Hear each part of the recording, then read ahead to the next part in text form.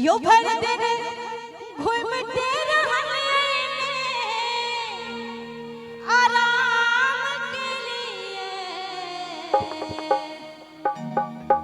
और एक बात अपने सभी हम बताबी कि जैना अरविंद सिंह जी कहल कि 2-3 दिन के बीच में हम एक रिकॉर्ड कर रहल छी, अपने सब बीच बता घूमते रहने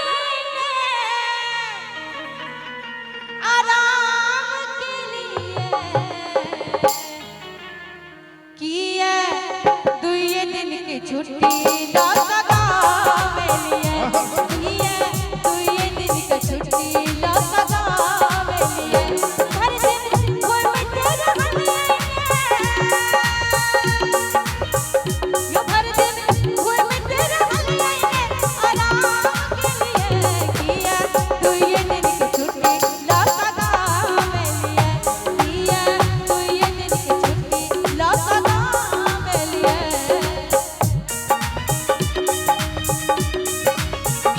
बहुत बढ़िया,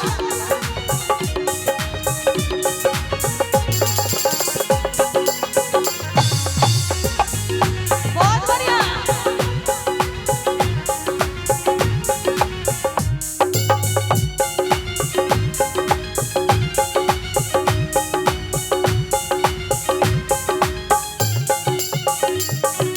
कहाँ छी परदेसी सजना हम छी अब नारी,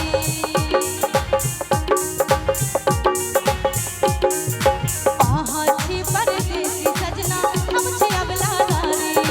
बिना बरत के कहूँ ना केलो खेती बारी, बिना बरत के कहूँ ना केलो खेती बारी। आहा छी परदेसी सजना हे यो हम छी अबला नारी। अब बिना बरद के कहूँ ना केलो खेती बारी। अरे यो आहा कटनी कर लिए अन्य दान के लिए, यो आहा कटनी कर लिए निदान के लिए। अकनी मीठ फिर ताली के साथ कि है 2 दिन की छुट्टी ला सका मेलिए, कि है 2 दिन की छुट्टी ला सका मेलिए।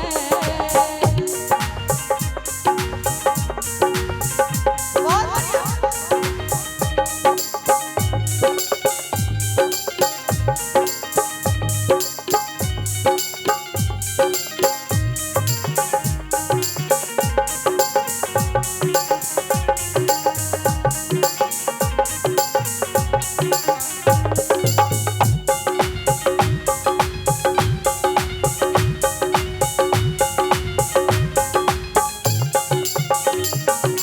कामक काज में लागल रहलो आंगन के झटझट में, 24 घंटा बाधल रहलो आंगन के झटझट में। एको क्षण ने मुंह देखलो परदेसी प्रीतम के, एको क्षण ने मुंह देखलो परदेसी प्रियतम के। 24 घंटा लागल रहलो आंगन के झटझट में, आ एको क्षण में मुंह देखलो परदेसी प्रियतम के। अरे यो आहा आबते तो दुनिया के, यो आहा आबते तो दुनिया के चांद भेलिए,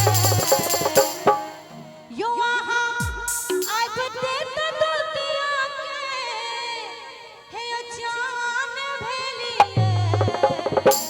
किए 2 दिन की छुट्टी ला सका मेलिए, किए 2 दिन की छुट्टी ला सका